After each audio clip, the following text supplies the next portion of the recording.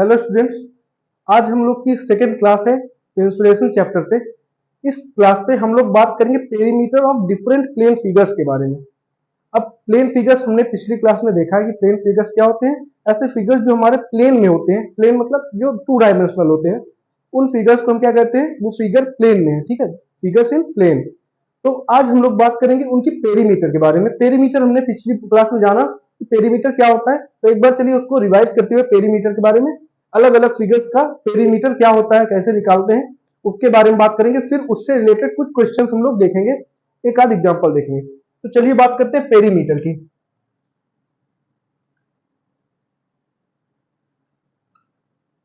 Perimeter perimeter of 2 dimensional shape जो होता है, सपोज हमारा 2 डायमेंशनल शेप क्या है, एक स्क्वायर है। स्क्वायर का जो पेरीमीटर वो क्या होगा, इसकी चारों तरफ की जो बाउंड्री की लेंथ है, जो इसकी साइड्स की जो लेंथ है, उनका जो सम होगा वही इसका स्क्वायर पेरीमीटर होगा। फिर अगर बात करें रेक्टेंगल की, तो रेक्टेंगल में जो इसकी दोनों लेंथ का सम और दोनों विड्थ का सम जो होगा वही इसका क्या होगा, पेरीमीटर होगा। मतलब जितनी इसकी पूरी लेंथ है पूरे साइड्स की, वही क्या कहलाती है, पेरीमीटर कहलाती है। फिर अगर बात करें हम लोग ट्रायंगल की, तो ट्रायंगल में भी क्या होता है, पेरीमीटर, जो इसके तीनों साइड्स का सम होता है वही इसका पेरीमीटर होता है। चलिए एक एक करके तीनों के बारे में जानते हैं। सबसे पहले हम लोग बात करेंगे पेरीमीटर ऑफ रेक्टेंगल की। ठीक है, पेरीमीटर हमारा टॉपिक है। इसमें हम लोग पहले फिगर की बात करेंगे, कौन सा, रेक्टेंगल। ठीक है, रेक्टेंगल के बारे में। अब रेक्टेंगल है तो रेक्टेंगल के 2 लेंथ होती है और 2 विड्थ होती है, ये बात सबको पता है, आपको पता है। तो थोड़ा तिरछा हो गया, इसको सही करते हैं।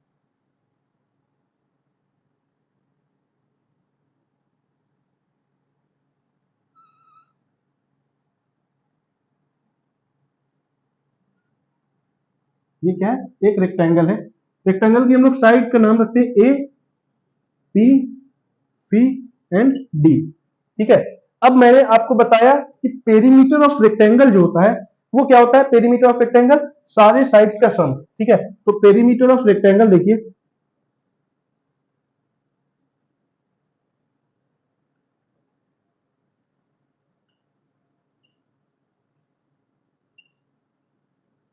सम of all sides. Sum of all sides का मतलब क्या है, A B plus B C plus C D plus D A, यही होगा सम ऑफ ऑल साइड्स में। अगर हम इन सबको जोड़ दिए तो वही चीज आया ना, तो ये सम ऑफ ऑल साइड्स होगा। अब जो ए बी है, ए बी है वो किसके इक्वल है, बीसी के, या बीसी इक्वल है ए बी के। यहां पे देखते हैं, देखिए क्या होता है, रेक्टेंगल के अपोजिट साइड्स इक्वल होती है। ए बी इक्वल होती है डीसी के, ए बी किसके इक्वल है, बीसी के या सीडी के। ठीक है, हम डीसी या सीडी दोनों लिख सकते हैं। और एडी किसके इक्वल है, बीसी के। जो एडी है वो किसके इक्वल है, बीसी के। ठीक है, ये बात समझ में आई। अब यहाँ पे इसको देखिएगा, इन दोनों को, ए बी इक्वल है किसके, डीसी के। हम ए बी को एपी रखते हैं और बीसी को बीसी रखते हैं। ठीक, ए बी और बीसी को बीसी रखते हैं, ए बी और बीसी। ठीक है, ये है। अब सीडी किसके इक्वल है, मतलब बीसी जो, सीडी डीसी एक ही चीज है, तो सीडी किसके इक्वल है, एबी के। तो हमने यहाँ से सीडी को क्या रख दिया, ए बी कर दिया, यहां से यहां पे आ गया। अब डीए, जो डीए है या एडी है वो किसके इक्वल है, बीसी के। तो इसको हम फिर से बीसी कर देते हैं, डीए को बीसी लिख दिए। ये बात यहां तक समझ में आई। मतलब ये दोनों साइड्स जो है, जो सीडी है वो किसके इक्वल है, एबी के इक्वल है। सीडी इक्वल है एबी के, तो सीडी की जगह हम एबी लिख सकते हैं। और एडी जो है या डीए जो है, जो डीए है वो इक्वल है बीसी के, तो हम डीए की जगह बीसी लिख सकते हैं। अब यहां से देखिए, A B plus A B कितना हो जाएगा, 2ab। ठीक है, फिर यहाँ BC प्लस BC कितना हो जाएगा, 2BC। ठीक है, अब यहां से अगर हम 2 बाहर ले लें तो यहाँ पे अंदर क्या बचेगा, AB प्लस BC, ये बचेगा। इसका मतलब क्या है, 2 into A B plus BC। जो AB है हमारी वो क्या है, लेंथ है, और BC या AD क्या है, हमारी ब्रेड्थ है। ये बात समझ में आई। तो हम क्या यहाँ पे लिख सकते हैं, 2 इंटू ए बी हमारी लेंथ है, तो लेंथ प्लस ब्रेड्थ। ये हो सकता है, ठीक है। 2 इंटू लेंथ प्लस विड्थ, या इसी को हम लिख सकते हैं 2 इंटू एल प्लस बी, ठीक है। एल हम लेंथ को डिनोट करते हैं, बी किसको, ब्रेथ को डिनोट करते हैं। और यहाँ पे क्या होगा, सेंटीमीटर या यूनिट, जो भी यूनिट, यूनिट्स, ठीक है, यहाँ पे यूनिट लग जाएगी। यूनिट क्या है, देखिए लेंथ दी होगी तो या तो सेंटीमीटर में दी होगी, मीटर में दी होगी, है ना, जो भी चीजें हैं। तो जो जिस यूनिट पे ये लेंथ या ब्रेथ दी गई है, सेम वही यूनिट यहाँ पे लगेगी, ठीक है। ये बात समझ में आई। तो ये पेरीमीटर ऑफ रेक्टेंगल क्या होता है, 2 इंटू लेंथ इंटू ब्रेथ, ठीक है। ये चीज आप लोग को याद रखना है।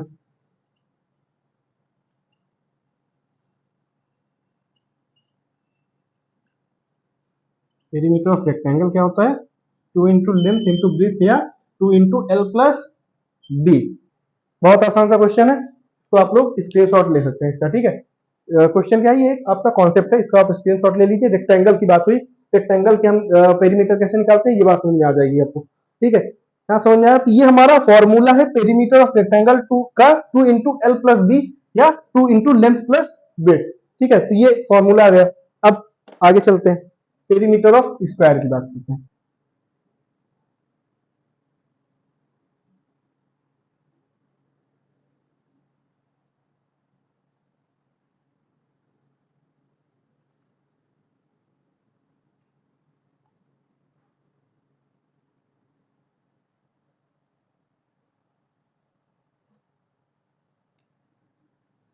यहाँ पे पेरीमीटर ऑफ स्क्वायर,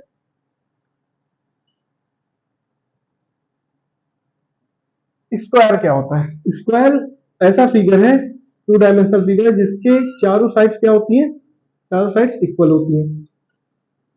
बनाने की कोशिश करते हैं, लगभग चारों साइड्स इक्वल हैं,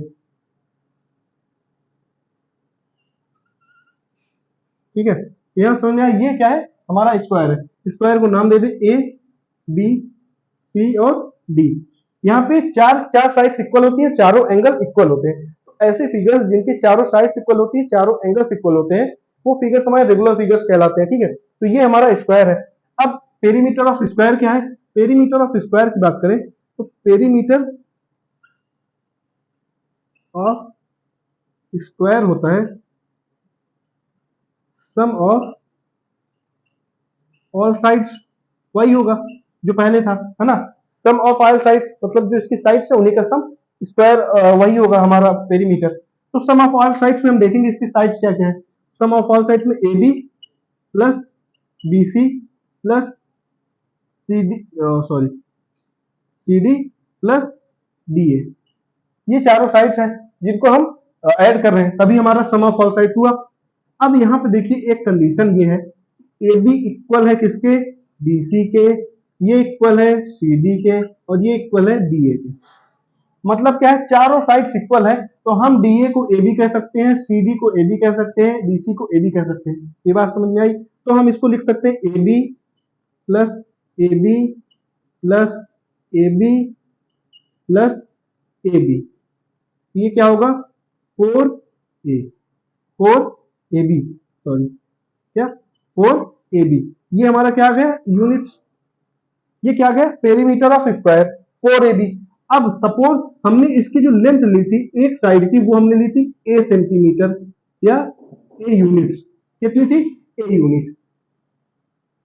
कोई एक यूनिट है जो हमने ले ली, तो ए यूनिट थी। तो ए बी की जगह हम क्या रख दें, अब ए रख दें, तो 4 ए यूनिट, ये हमारी क्या हो जाएगी, पेरीमीटर हो जाएगा इसका, स्क्वायर का, ठीक है। यह क्या हो जाएगा, पेरीमीटर ऑफ स्क्वायर क्या होता है, 4 ए यूनिट। 4 ए मतलब 4 इंटू ए यूनिट्स। ये बात समझ में आई।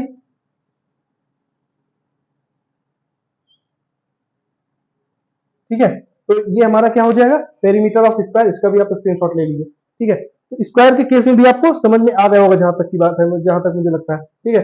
तो ये चीज समझ में अगर आ गया, आगे चलते हैं, पेरीमीटर ऑफ ट्राइंगल की बात करते हैं।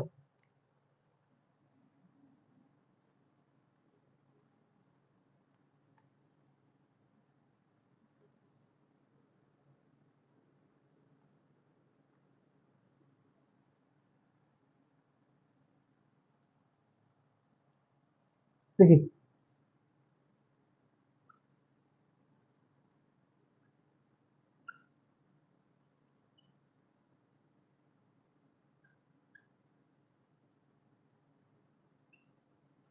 क्या लिखा मैंने लिखा पेरीमीटर ऑफ इक्विलेटरल ट्राइंगल।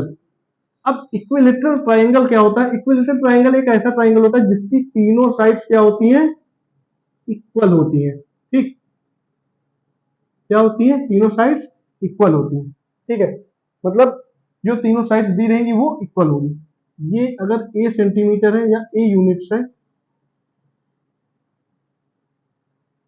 ये भी ए यूनिट होगी और ये भी ए यूनिट होगी। तीनों की साइड क्या है? सेम सेम है लेंथ। ठीक है, ए यूनिट। तो इसका भी पेरीमीटर क्या होता है? सम ऑफ ऑल साइड्स। ठीक है, अब सम ऑफ ऑल साइड्स में अगर देखेंगे A B plus B C plus C A, यही है। अब क्या है, यहाँ पे एक कंडीशन है कि ए बी इक्वल है किसके? बी सी के, और बी सी इक्वल है किसके? सी ए के, और तीनों की लेंथ कितनी है? ए यूनिट के बराबर ही है ना तीनों की लेंथ। तो हम इसको लिख सकते हैं ए बी, बी सी की जगह ए बी लिख दे प्लस ए बी, सी की जगह ए बी लिख दे प्लस ए बी। यहां तक समझ में आया? तो ये हमारा हो गया C A B. A B plus A B plus A B क्या बन जाएगा? C A B. तो ये होता है हमारा perimeter of triangle in units. जो भी यूनिट में दिया होगा, सेंटीमीटर में दिया होगा ए तो सेंटीमीटर होगा, मीटर में दिया होगा तो मीटर, किलोमीटर में दिया होगा तो किलोमीटर। ठीक है, अब ए बी की लेंथ कितनी दी गई है? 3a साइड दी गई है। साइड कितना दिया गया है? ए दिया गया है, तो 3a यूनिट्स। ये क्या हो जाता है हमारा? Perimeter of equilateral triangle.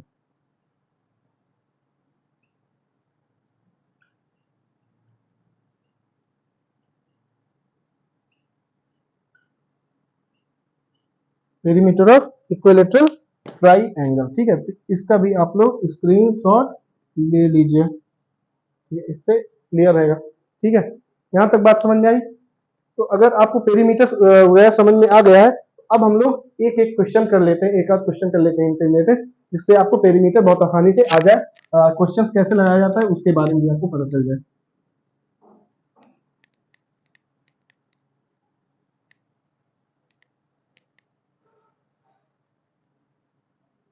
Perimeter related question है कुछ, देखिए।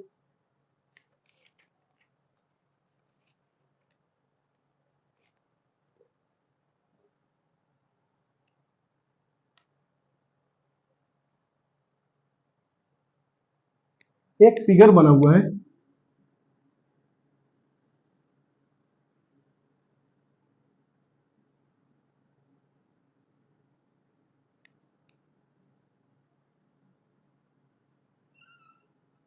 ठीक है, ये फिगर है।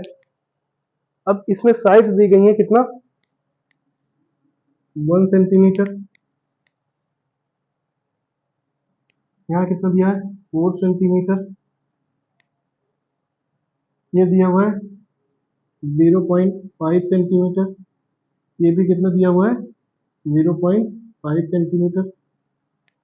फिर ये दिया हुआ है 2.5 सेंटीमीटर, ये भी 2.5 सेंटीमीटर। कितना दिया हुआ? ठीक है, पेरीमीटर क्या होता है? सम ऑफ ऑल साइड्स। कोई फिगर दिया हो उसके सारे साइड्स का सम कितना होगा? पेरीमीटर के बराबर होगा। तो यहाँ पे 1 प्लस, अगर पेरीमीटर की बात की जाए, पेरीमीटर ऑफ फिगर क्या होगा? सम ऑफ ऑल साइड्स होगा, वो आप लिखिएगा। तो 1 सेंटीमीटर प्लस, इसको ऐड करते हैं 4 सेंटीमीटर, प्लस ये वाली साइड ऐड होगी 0.5 सेंटीमीटर, प्लस ये वाली साइड ऐड हुई 2.5 सेंटीमीटर, प्लस ये वाली साइड हुई 2.5 सेंटीमीटर, ये वाली ऐड हुई 0.5 सेंटीमीटर।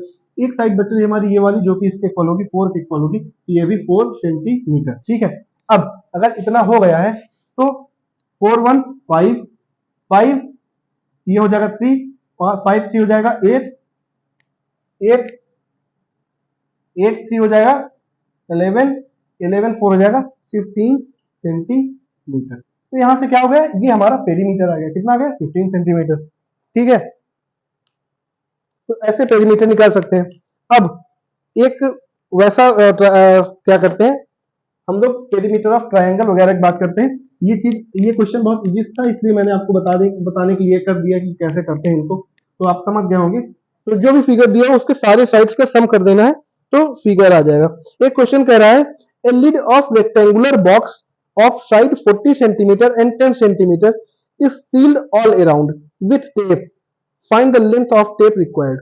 कह रहा है एक बॉक्स है, उसके डायमेंशंस क्या है, 40 सेंटीमीटर लेंथ है और 10 सेंटीमीटर उसकी ब्रेड्थ है। ठीक है, तो उस बॉक्स को हमें पूरी तरफ चारों तरफ क्या करना है, एक टेप लगाना है। ठीक है, उसकी जो लिड है चारों तरफ उसकी हमें टेप लगाना है। तो चारों तरफ टेप लगाने के लिए कैसे करेंगे, एक बॉक्स है, बॉक्स की लिड है, ठीक है, उसके चारों तरफ हमें टेप लगाना है ऐसे। तो हमें कितना टेप लगेगा उसकी लेंथ पूछना है। तो जो लिड है बॉक्स की, सपोज देखिए बॉक्स का जो ढक्कन होगा ऊपर का वो ऐसा ही तो होगा, है ना, समझ रहे हैं, यही होगा ना, ये जाके बॉक्स पे बंद होगा, ऐसे सपोज बॉक्स है तो ये इस पे बंद होगा, तो हमें यहाँ टेप लगाना है इसके चारों तरफ।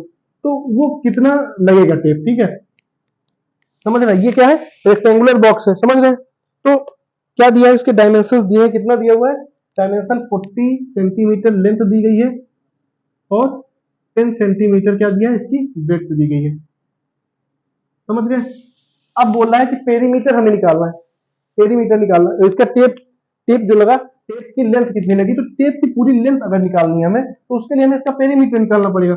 और ये एक रेक्टेंगुलर बॉक्स है, तो पेरीमीटर ऑफ रेक्टेंगल क्या होता है,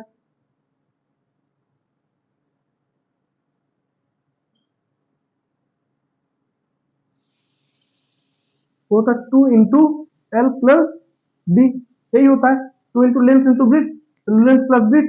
तो 2 इंटू लेंथ कितनी दी है 40 प्लस ब्रिथ कितनी दी है 10, तो ये क्या हो गया 2 इंटू 40 प्लस 10 50, 2 इंटू 50 कितना हो जाएगा 100 सेंटीमीटर। ये क्या आ गया इसका, ये इसका पेरीमीटर आ गया। कितना आसान क्वेश्चन था, इस तरह करके क्वेश्चंस को लगाया जाता है, ठीक है।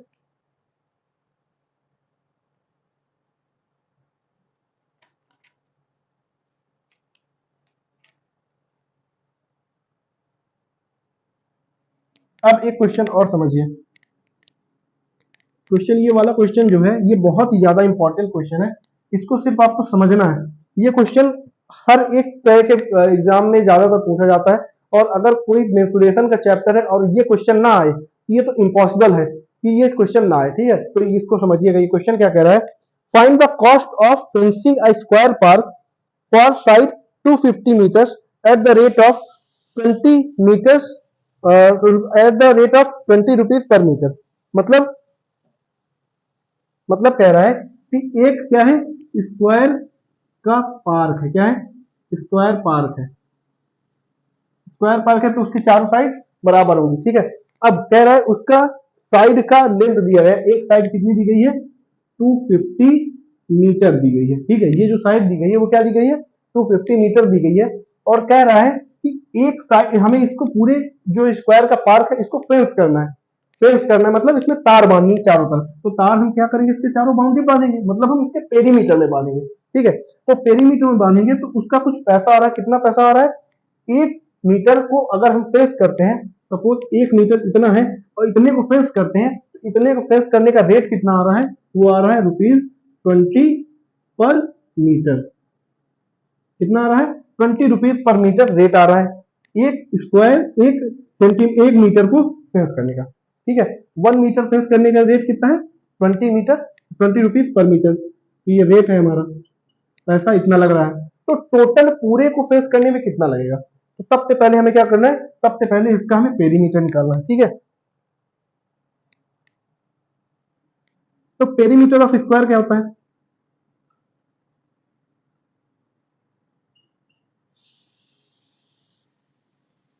पेरीमीटर ऑफ स्क्वायर क्या होता है 4 इंटू साइड या 4 इंटू ए, 4a, है ना, यही तो होता है। तो ए की यहाँ वैल्यू कितनी दी गई है, ए का लेंथ कितनी दी गई है 250 मीटर, तो 4 इंटू 250, ये कितना हो जाएगा हमारा 1000 मीटर। बात समझ में आई, 1000 मीटर हो रहा है। अब एक मीटर अगर एक मीटर कितने का पड़ रहा है 20 रुपीज पर 20 रुपीज का पड़ रहा है, 1 मीटर 20 रुपीज का पड़ रहा है, तो ये बताइए 1000 मीटर कितने का पड़ेगा। तो 1000 जो पड़ेगा तो मतलब 1000 मीटर जो पड़ेगा वो कितने का पड़ेगा, वो 20 इंटू 1000, यही तो पड़ेगा। सही बात है। अगर 1 रुपए की टॉफी आप सॉरी, अगर एक टॉफी 1 रुपए की है तो 10 टॉफी कितने रुपए की होगी, तो 10 का मल्टीप्लाई कर रहे हैं ना। तो सेम वही कंडीशन है कि 1 मीटर 20 रुपीज का है तो 1000 मीटर कितने का होगा, क्योंकि 1000 मीटर हमारा पेरीमीटर आया तो पूरी लेंथ हमारी 1000 मीटर है। तो 1000 मीटर को फेंस करने का हमारा कॉस्ट कितना आ रहा है, 20 का मल्टीप्लाई करा देंगे तो ये कितना हो जाएगा 20,000। ठीक है, ₹20,000 पर ₹20,000 हमारा कितना आ जाएगा आंसर। ये हमारा कॉस्ट पड़ा 1000 मीटर को या पूरे स्क्वायर को सेंस कराने का कॉस्ट कितना पड़ा 20,000 मीटर। तो ये कितना आसान क्वेश्चन था, लेकिन फिर भी ये बहुत ज्यादा पूछे जाने वाला क्वेश्चन है। इसको जरूर आप लोग पढ़ लीजिएगा, समझ लीजिएगा। ठीक है, चलिए आज आज यहीं पे खत्म करते हैं इस क्लास को, क्योंकि हमने आज बहुत पढ़ लिया, टाइम भी बहुत ज्यादा हो रहा है। तो बहुत ज्यादा बड़ी वीडियो रहती तो आप लोग को मजा नहीं आता, तो ठीक है, तो इसको समझिए। नेक्स्ट वीडियो में हम लोग बात करेंगे एरिया ऑफ प्लेन फिगर्स की, उनके एरिया के बारे में जानेंगे। आज तो पेरीमीटर के बारे में जानेंगे, नेक्स्ट वीडियो में हम क्या बात करेंगे, एरिया के बारे में। तब तक के लिए आप लोग पेरीमीटर पढ़िए, इससे रिलेटेड जितने भी क्वेश्चन है आपकी बुक में दिए गए हैं उन सबको सॉल्व करिए, और मिलते हैं नेक्स्ट वीडियो पे एरिया के साथ। तब तक के लिए थैंक यू।